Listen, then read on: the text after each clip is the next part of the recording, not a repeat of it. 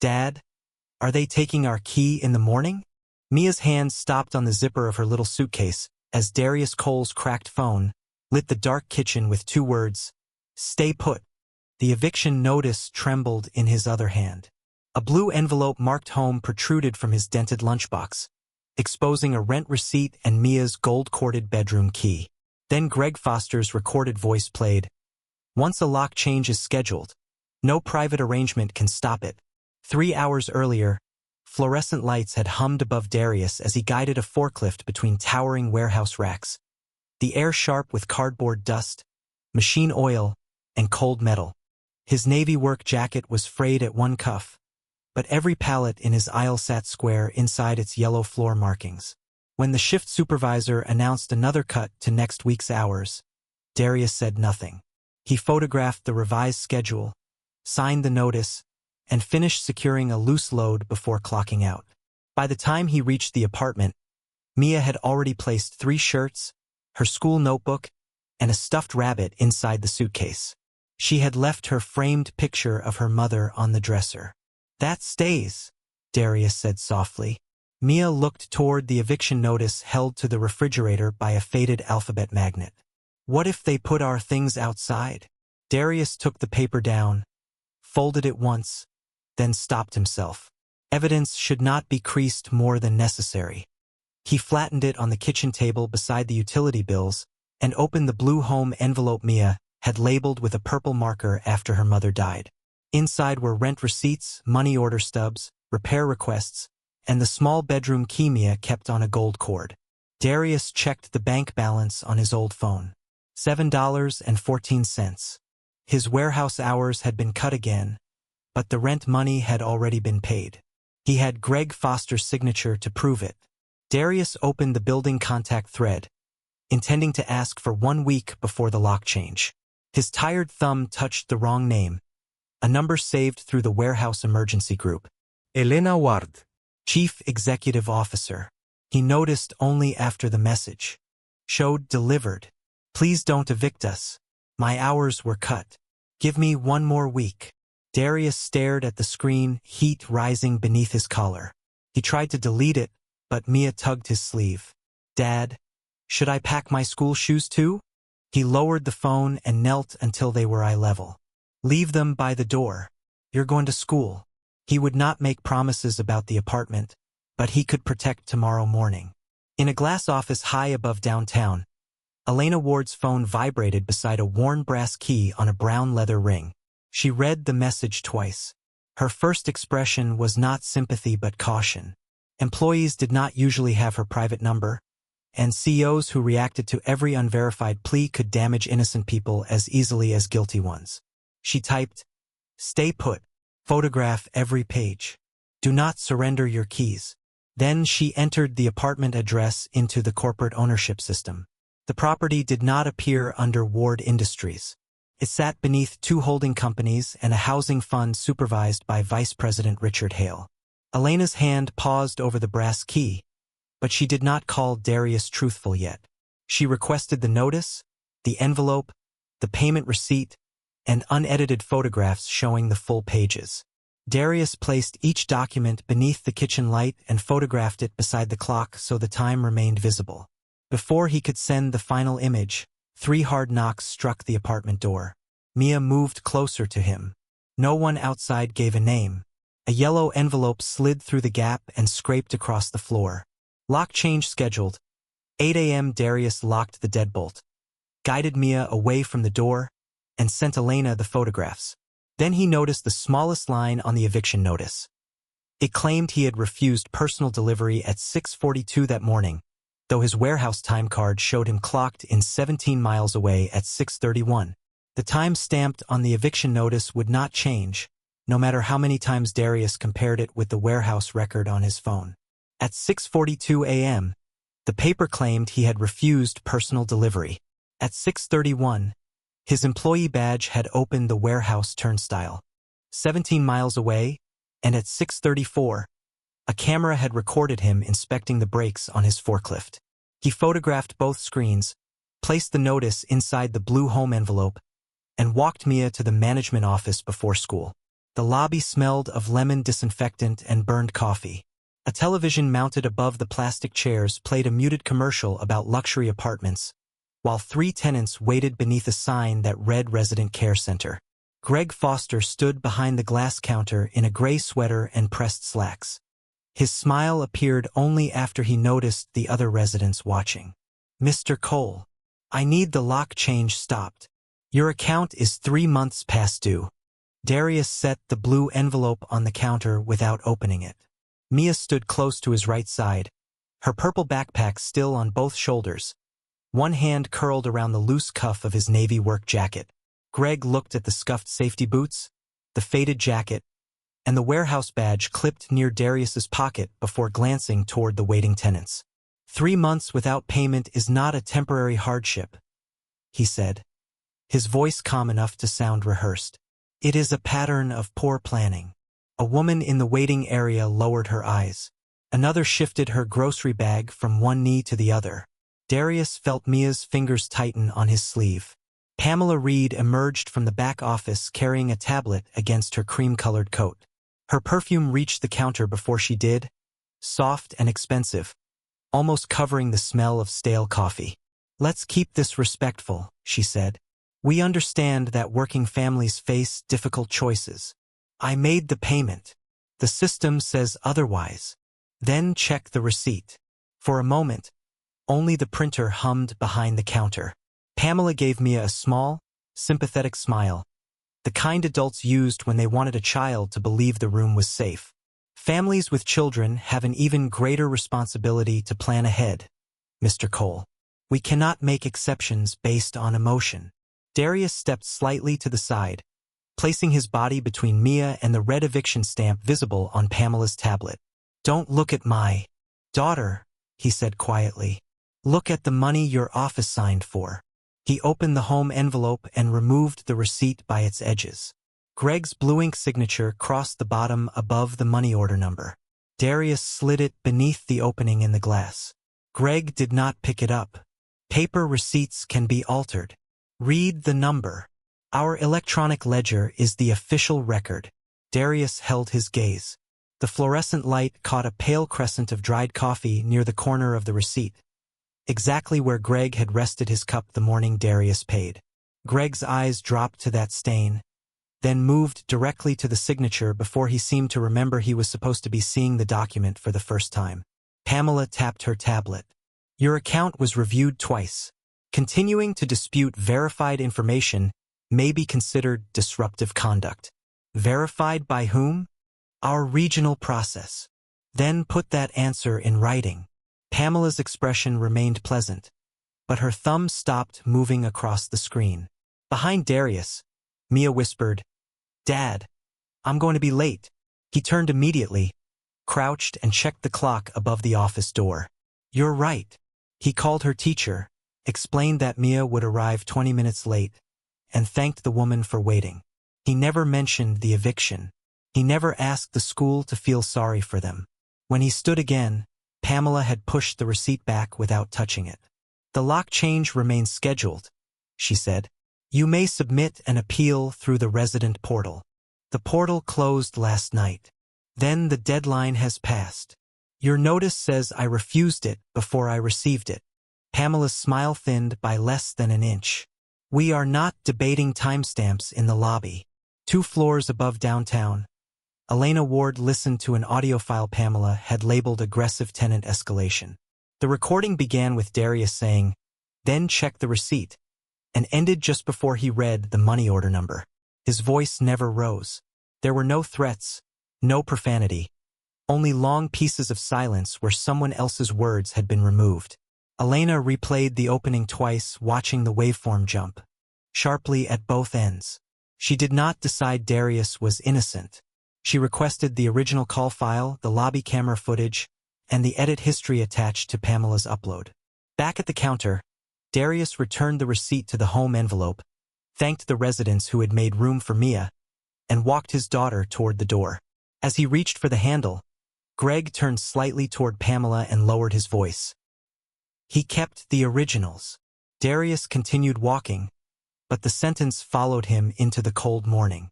Before he reached Mia's school, his phone vibrated with a revised warehouse schedule. 32 hours had become 8, and in Elena's office, a technician sent her a separate message. The audio file Pamela submitted had been manually trimmed 6 minutes before the eviction meeting began.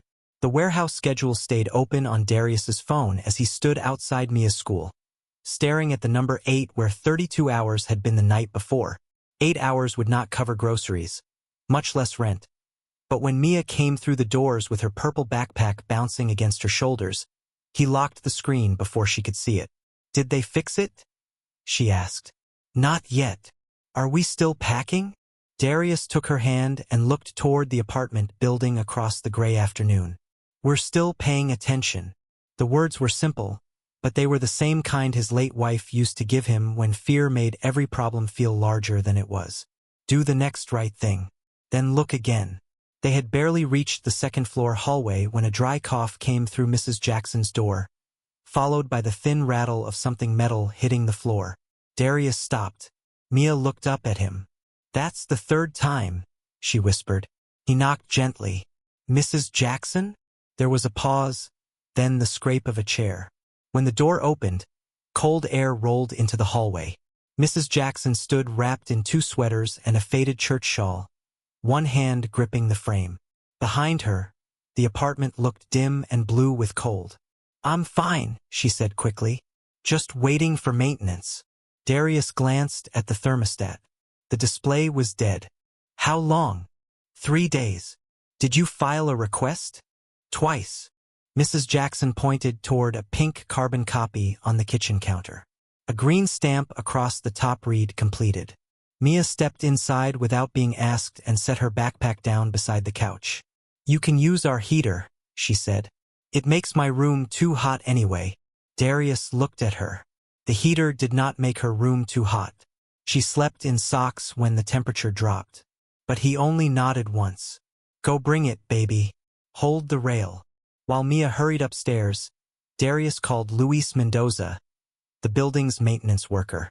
Luis arrived 10 minutes later carrying a canvas tool bag and wearing the cautious expression of a man who had learned that every repair could become somebody else's accusation. "This says I closed it yesterday," he said after scanning the service log on his phone. "I wasn't even assigned to this floor." "Look at the signature," Darius said. Luis enlarged the entry.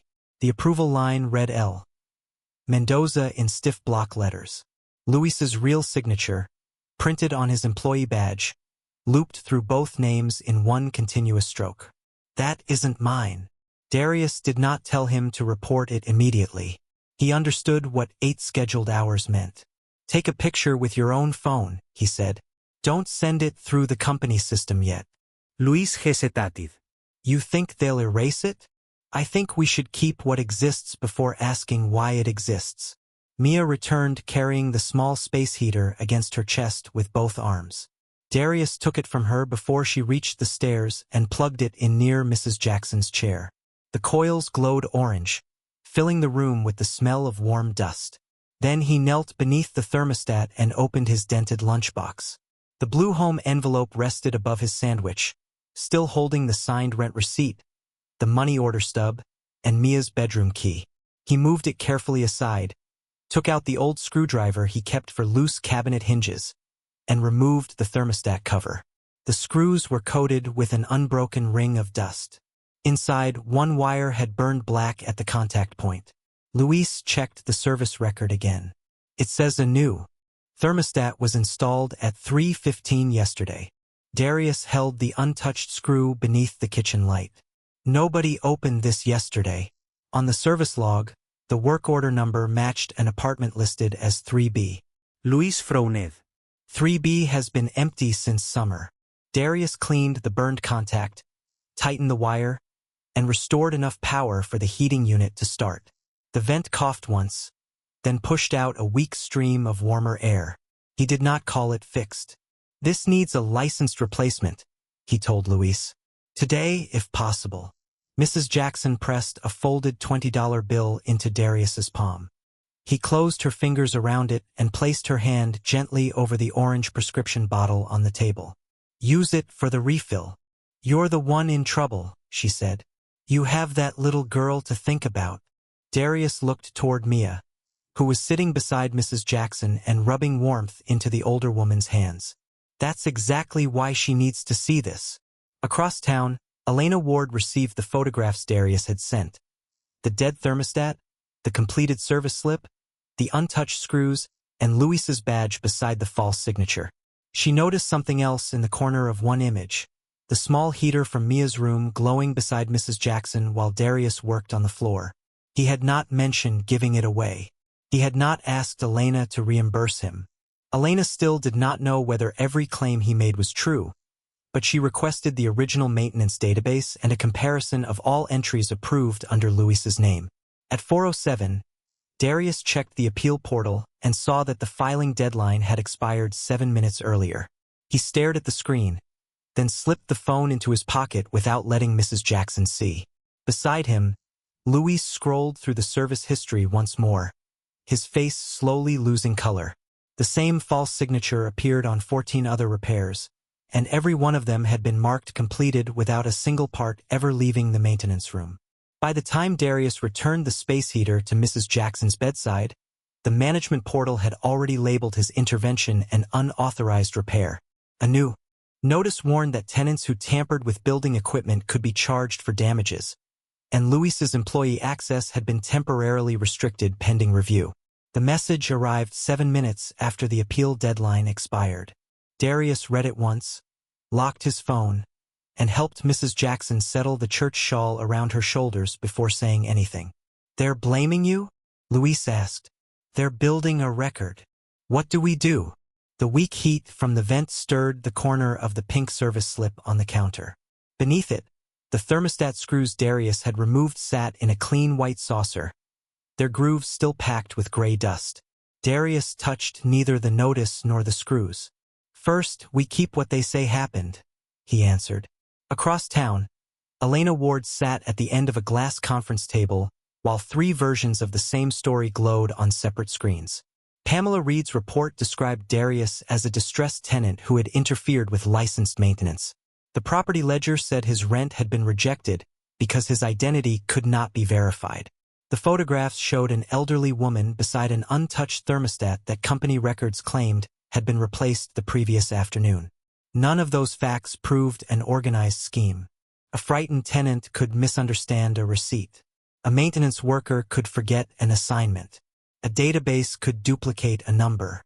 Elena had seen innocent errors become accusations before, and she refused to punish anyone because one man sounded sincere.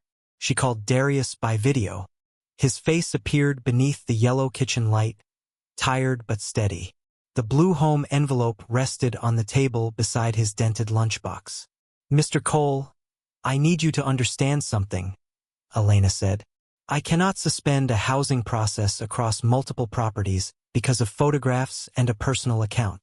I understand. I need unbroken verification. Tell me what to show." She asked him to begin with the clock above the stove, move the camera slowly to the sealed edges of the envelope, remove each document without stopping the recording, and place the eviction notice, signed receipt, money order stub, and warehouse time card together beneath the light. Darius followed every instruction without arguing. Mia sat at the far end of the table coloring inside a school workbook, close enough to feel safe but outside the camera's frame. When Darius placed the receipt flat, Elena enlarged the image. Greg Foster's blue signature crossed the lower corner above the money order number. A pale coffee stain curved through the date. "The office says this payment was refused," she said. "Then why was the money order cashed?" Darius asked. Elena's fingers stopped above the keyboard. "Do you have confirmation of that?" "The stub has the issuer's tracking number." It was not a dramatic accusation. He simply rotated the paper until the numbers caught the light. Elena asked her finance analyst to contact the issuing company while the call remained open. 8 minutes later, the reply appeared. The money order had been deposited into the apartment complex's operating account 2 business days after Greg signed the receipt. Elena leaned back, but she did not apologize or declare Darius innocent. "A payment can enter the wrong account through clerical error." "Yes, ma'am." "You agree." "I agree it can happen once. Darius removed 3 fee notices from the home envelope. One belonged to him. One was a photograph Mrs. Jackson had permitted him to keep. The third was the service record for vacant apartment 3B that Luis had shown him. Each contained the same line, emergency sanitation recovery, $486. Each displayed the same transaction code. Darius placed the pages side by side. "What is the question?" Elena asked. "Can one transaction number belong to 3 apartments?" The refrigerator motor clicked off, leaving the kitchen unusually quiet. Mia looked up from her workbook but said nothing. Darius tapped the repeated code once with the blunt end of a pencil. "At the warehouse, one tracking number can't belong to 3 boxes. Maybe housing software is different." "I'm asking." Elena ordered a private reconciliation of the 3 accounts without notifying regional management. While the analysts searched, Pamela joined an internal call and explained that duplicate codes sometimes appeared during batch corrections. Her voice remained polished, patient, almost reassuring. "We should not reopen an occupied target based on a tenant's misunderstanding," she said. There was a pause. "A resident account," she corrected. "I meant a resident account." Elena's eyes moved toward the muted call window. She said nothing publicly, but she requested a legal hold on the original ledger, maintenance database, call recordings, and lobby camera files. The reconciliation results arrived moments later. The sanitation fee had been loaded onto all 3 apartments within the same second, from a regional administrator account rather than the building office. Darius watched Elena read the report, her expression tightening without fully changing. "The money did not disappear," she told him. "Then someone changed what the money meant," he said. Elena opened the administrator access record. The account that had converted his paid rent into an unverifiable payment was registered to Pamela Reed's regional office, and it had altered 24 other tenant ledgers during the same 94 seconds. 24 tenant ledgers had been altered in 94 seconds, but Elena Ward did not call it fraud. Not yet. She ordered a 48-hour hold on Darius's eviction, preserved the administrator logs, and offered to place him and Mia in a hotel while outside auditors reviewed the records. Darius listened with the cracked phone pressed to his ear as Mia ate cereal at the kitchen table. "Is Mrs. Jackson's notice frozen too?" he asked. "At this moment, the hold applies to your account." "Then I can't accept the hotel." Elena's hand slowed above her legal pad. "Your daughter needs somewhere secure. So does everyone else on that list." The spoon in Mia's bowl stopped scraping. She looked at her father, then at the little suitcase still standing beside the refrigerator. Darius lowered his voice. "I'll keep her safe, but I won't teach her that a door is safe because it closes behind somebody else." Elena did not argue. She sent one message to her general counsel. "Expand preservation review to every account carrying the duplicate fee. Do not alert regional management." An hour later, Greg Foster called and asked Darius to come downstairs alone. The management office felt warmer than before, heavy with the smell of coffee and copier toner. Greg had removed the red eviction folders from the counter. In their place sat a neat packet, 2 pens, and a white envelope containing a prepaid debit card. "This does not need to become adversarial," Greg said. "I agree. We can clear the balance." "There is no balance. We can remove what the system shows." Darius remained standing. The air conditioner clicked on above them, stirring the corner of the packet. Greg slid it closer with 2 fingers, his professional smile carefully restored. The agreement promised to erase the eviction filing, return Darius's deposit, provide 7 days to move, and keep the dispute from appearing on future rental screenings. In exchange, Darius would surrender his keys, stop contacting other tenants, and keep all internal documents confidential. Darius read without rushing. Years of checking inventory sheets had taught him that the most expensive mistake often hid in the quietest line. Halfway down page 3, he found it, voluntary surrender before valuation stage renovation. He placed one fingertip beneath the phrase. What renovation? Standard planning language. Planning for what? Possible improvements. Then why is tomorrow's date already on the key release form? Greg's smile held, but his right hand closed around the pen. The room went still enough for Darius to hear the faint buzz of the security camera above the filing cabinet. He did not accuse Greg. He took out his phone and photographed each page in order. A printed sign beside the desk stated that conversations in the office could be recorded for safety and quality assurance. "You cannot photograph confidential settlement material," Greg said. "It has my name on it. Let me handle this privately. Will Mrs. Jackson receive the same offer? Her account is unrelated. 14 false repair signatures say otherwise." Greg leaned back, then softened his voice as though speaking to someone who had become confused. "Mr. Cole, you are turning a practical solution into something larger than it needs to be. Take the clean exit. Protect your child." Darius folded neither the papers nor his temper. "I am protecting her. By refusing housing assistance? By showing her that safety bought with somebody else's silence is not safety." For one brief second, Greg's expression changed. "You're going to ruin the entire vacancy schedule." The words seemed to surprise even him. His eyes moved toward Darius's phone, still lying face up beside the posted recording notice. Darius did not repeat the phrase or use it to humiliate him. He simply lifted the phone, saved the audio, and asked Greg to put the offer for the other families in writing. Greg withdrew the packet. "This meeting is over." Upstairs, Elena received the photographs before Greg could report the conversation. She read the valuation clause twice, then instructed forensic counsel to obtain the template's creation history and preserve the office recording. She also ordered security to compare Darius's money order receipt with lobby footage from the day of payment. The video showed Darius entering in his Navy work jacket, waiting behind 2 tenants, and handing a sealed envelope to Greg. Greg opened it, stamped the receipt, and took the money order out. Then the image jumped. 43 seconds were missing.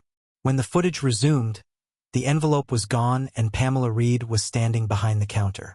Elena's fingers settled flat on the conference table. For the first time, no one in the room called the discrepancy clerical. "Get the backup copy," she said. "The building server says the file is corrupted," her analyst replied. "Then use the off-site security archive." The analyst entered the external system, waited, and tried again. His face tightened. Access to the archive had been locked 12 minutes earlier from a regional administrator account registered to Pamela Reed's office. The off-site archive had been locked from Pamela Reed's office, but the lock itself left a record. Elena's forensic team traced the request to Pamela's assigned laptop, authenticated by her security key 12 minutes after Greg offered Darius the confidential exit. They did not reopen the archive through the property system. They obtained the preserved copy directly from the outside security vendor, where regional management had no authority to erase it. The missing 43 seconds appeared on the conference room screen without sound. Greg opened Darius's envelope, stamped the receipt, removed the money order, and placed it in the cash tray. Pamela entered after business hours, lifted the tray, and logged into the management computer. When the original footage resumed, the money order was gone. The printer beside Elena stopped halfway through a page. For several seconds, no one spoke. The restored video proved Greg had accepted the payment, but it still did not prove why the ledger had been changed. Elena ordered the access records placed beside the footage. Pamela's account had marked Darius's payment unverified 11 minutes after the video ended. 94 seconds later, the same account loaded identical compliance fees onto 27 occupied apartments. Could someone else have used her credentials? Elena asked. Her forensic analyst enlarged the authentication column. The login required Pamela's laptop, security key, and fingerprint. Elena did not look relieved to have an answer. Her reflection in the darkened glass appeared smaller than the skyline behind her. At the apartment complex, Darius sat with Luis at Mrs. Jackson's kitchen table, while the repaired vent pushed warm air across stacks of photocopied service records.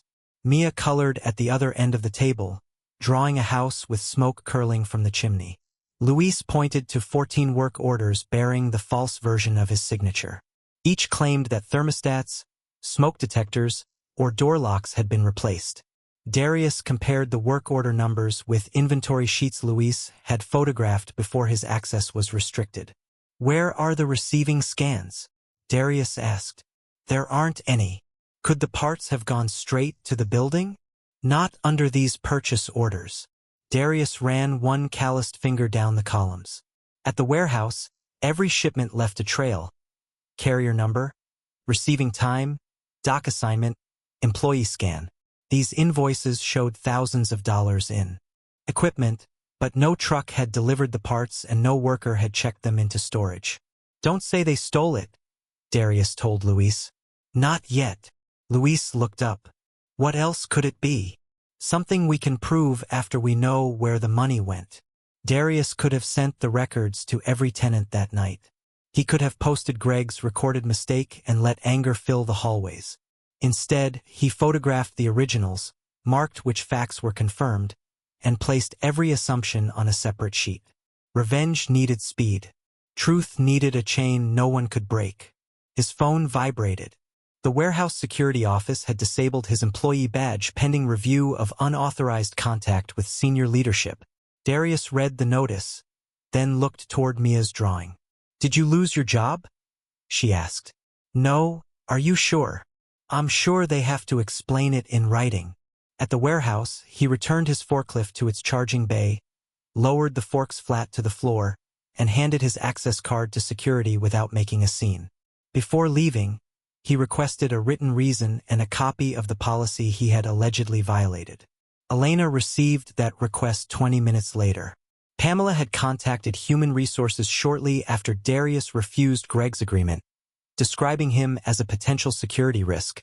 Elena restored his access, ordered his missing hours paid, and added retaliation to the investigation.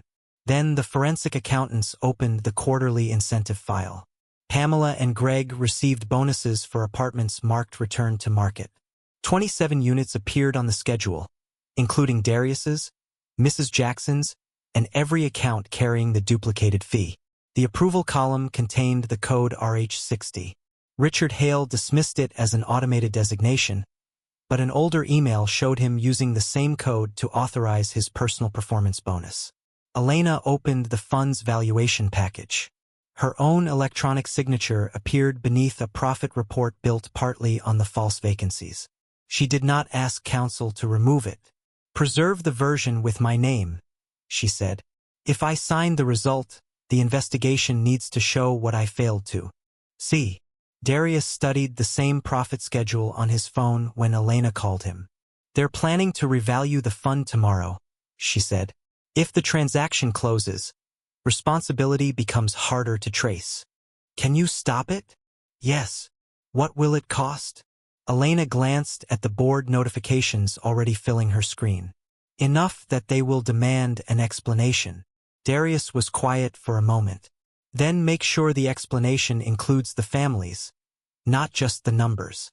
Elena froze the valuation despite counsel warning that the decision could damage the company and her position. Minutes later, Richard announced an emergency resident transition and safety meeting in the community room, promising to correct what he called dangerous misinformation.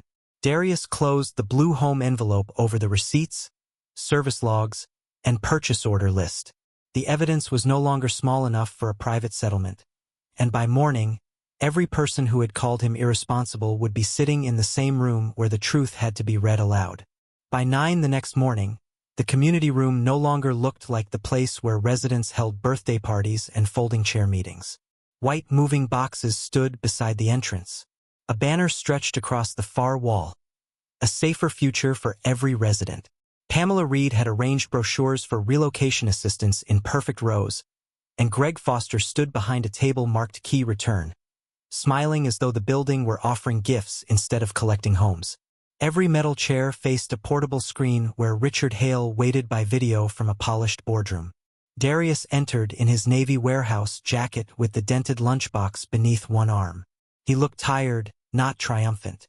The blue home envelope rested inside beside Mia's bedroom key, the signed receipt, and the papers that had grown heavier with every lie attached to them. Mia sat near the back beside her teacher, her purple backpack between her shoes. She did not speak. She only watched her father place the lunchbox on the front table. Elena Ward arrived last with an outside auditor, corporate counsel, and 2 board members. She did not take the microphone or sit on the raised platform. She chose an empty chair among the residents and folded her hands over a legal pad. Pamela began in a warm, measured voice. No one is being targeted. This transition is about safety, modernization, and providing families with better options. Then why were paid tenants marked delinquent? Someone asked. Individual records can contain clerical errors. 27 records? That figure has not been verified. Pamela looked toward Darius with practiced concern. Mr. Cole is under considerable stress. Unfortunately, incomplete information can spread fear faster than facts. A few people shifted in their chairs. The legs scraped the tile, then stopped. Richard leaned toward his camera. The company has offered Mr. Cole assistance, temporary lodging, and a clean resolution. He declined. For one moment, the room turned toward Darius as though refusing help proved he had wanted conflict. Greg's explanation sounded almost reasonable. Darius had paid with a money order that could not be matched to his identity. Duplicate fees came from a software migration. The settlement language was a standard form. The damaged camera file was a routine equipment failure. Pamela placed one hand over her heart. We are trying to keep a difficult situation from becoming more painful for these families. Darius opened the lunchbox. I'm not here to make it painful, he said. I'm here because it was already painful before anyone listened.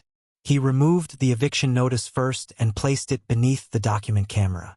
The screen showed the claim that he had refused delivery at 6:42 a.m. Then he placed his warehouse timecard beside it, followed by the turnstile log proving he was 17 miles away. The auditor confirmed both records.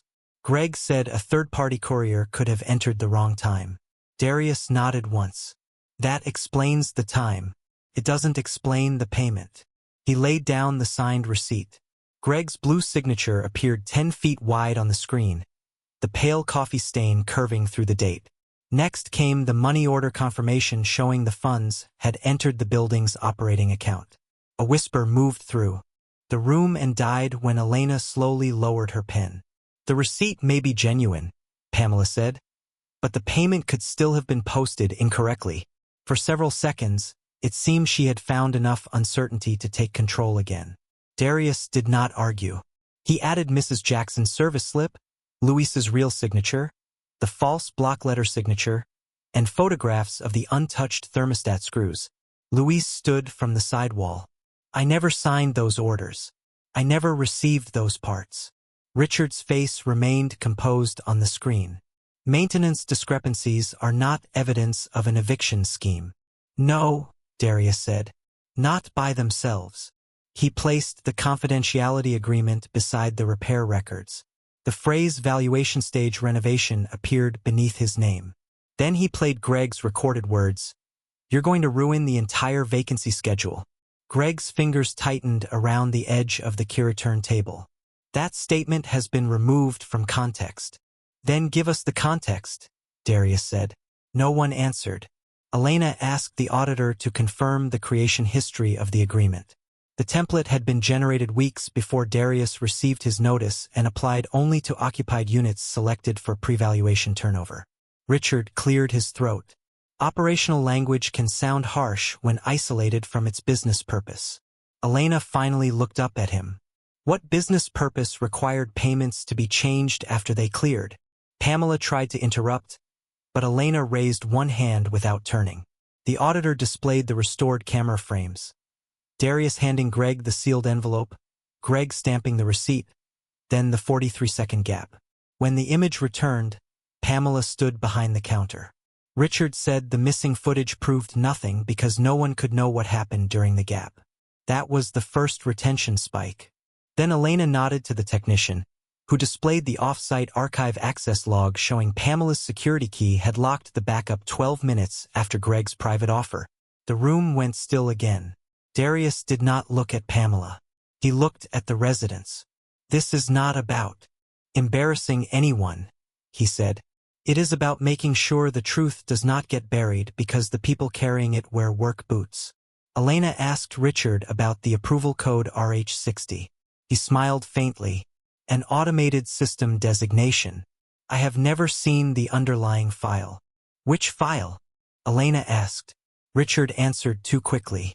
Facanci Acceleration Bonus, Key 3. The name had not appeared on the screen. It had not been spoken in the room. A board member turned slowly toward Elena. The technician placed a small black recording box beside the projector and connected the audio cable. Static filled the speakers. Mia reached into the blue home envelope, took out her bedroom key, and placed it quietly beside her father's hand. The technician filtered the first layer of noise, and Richard Hale's voice began to emerge. Richard Hale's voice came through the speakers beneath a thin layer of static. Clear the occupied units before valuation. If payment history won't move them, use compliance fees. Keep the exceptions small enough to look administrative. No one shifted in the community room. The projector fan hummed above the folding chairs, and somewhere near the back, a relocation brochure slipped from someone's lap and brushed the tile. Richard stared from the video screen as if distance might protect him from his own voice. That recording has been manipulated, he said. His throat sounded dry. The outside auditor stepped beside the recording box. The checksum matches the original file stored on the independent server. The device was authenticated to your personal login, Mr. Hale. The screen changed. First came the access record for RH60. Then Richard's electronic signature. Then the vacancy acceleration bonus file he had claimed never to have seen. 27 apartment numbers appeared in one column, including Darius's unit, Mrs. Jackson's home, and every account carrying the duplicated sanitation fee. Pamela's hand tightened around her folder.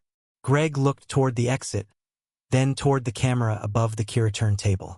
Elena gave the technician a quiet nod. The evidence appeared in sequence, not as accusation but as a chain. Darius's warehouse time card proved he could not have refused the notice at 6:42 that morning. Greg's signed receipt proved the money order had been accepted.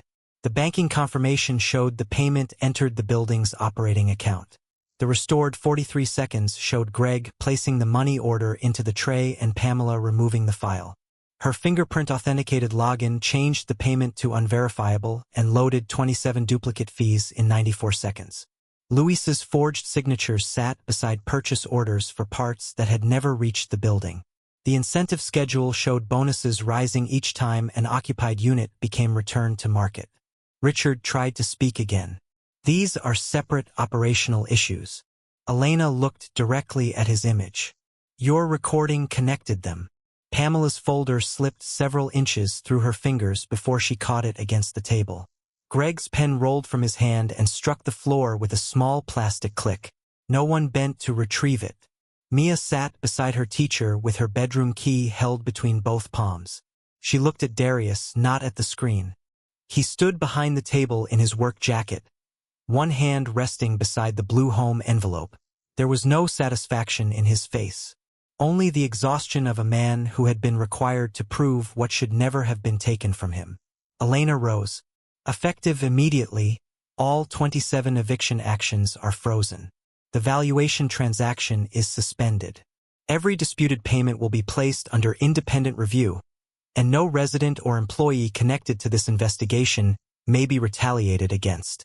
She turned toward Greg and Pamela. Your access is revoked pending termination review and referral to outside counsel. Then she looked at Richard. The board has removed you from operational authority.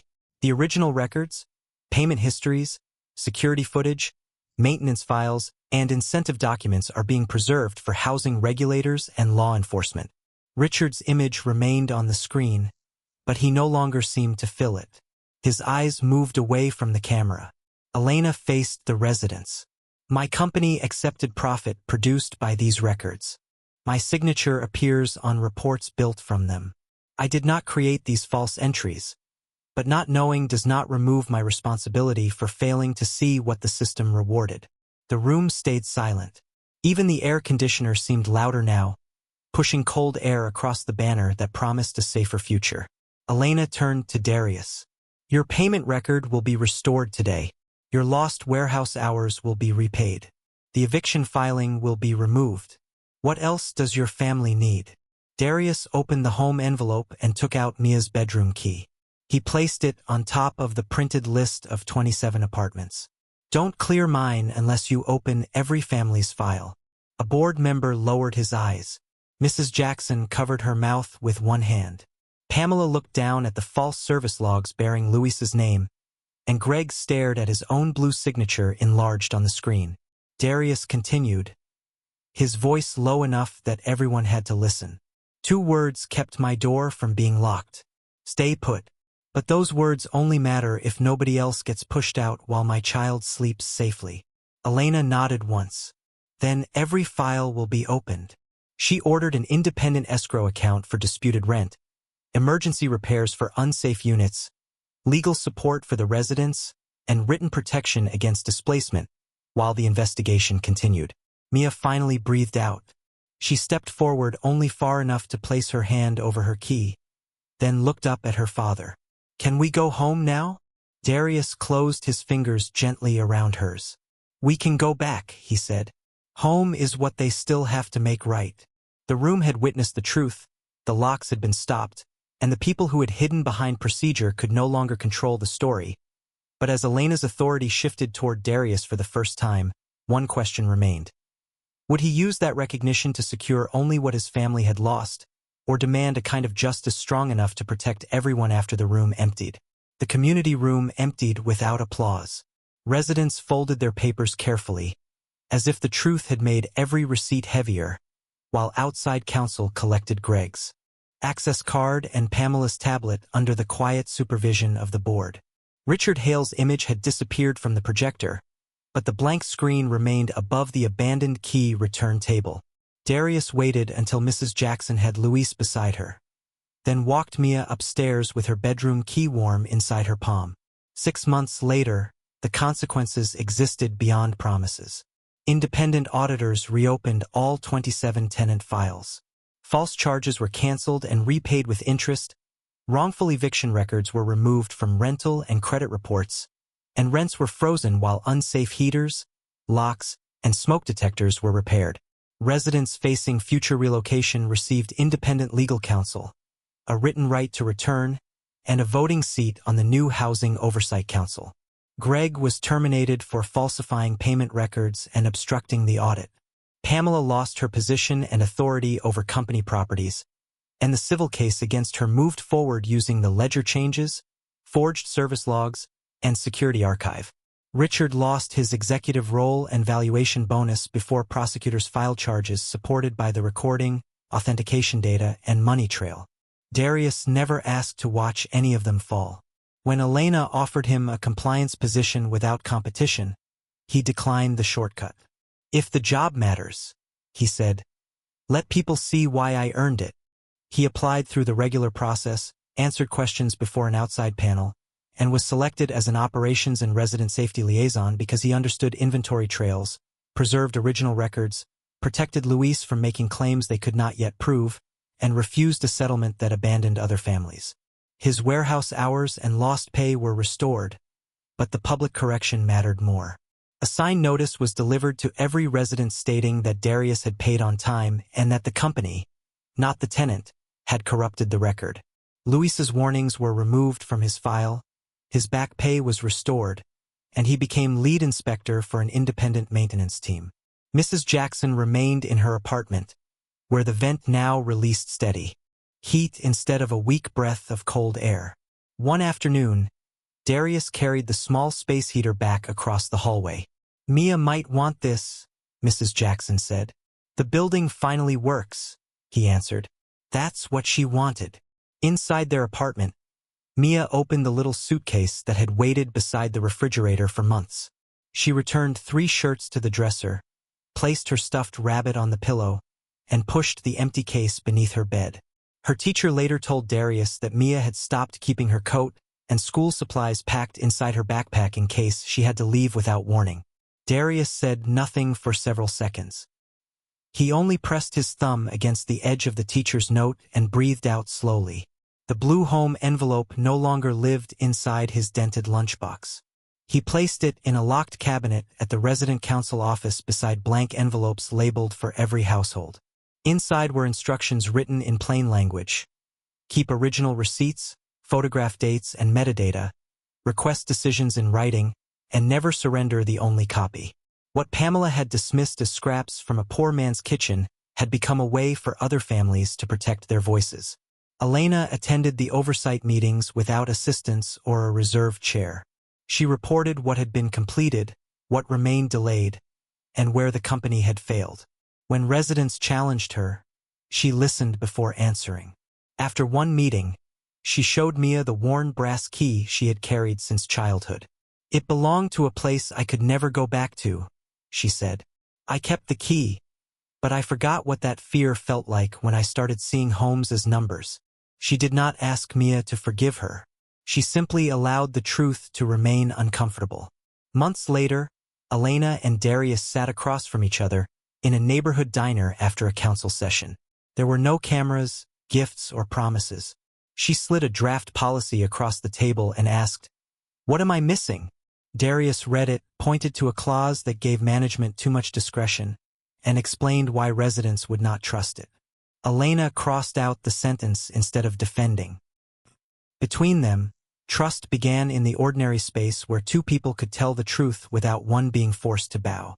That evening, Darius returned home to find Mia hanging her bedroom key on the hook beside the door.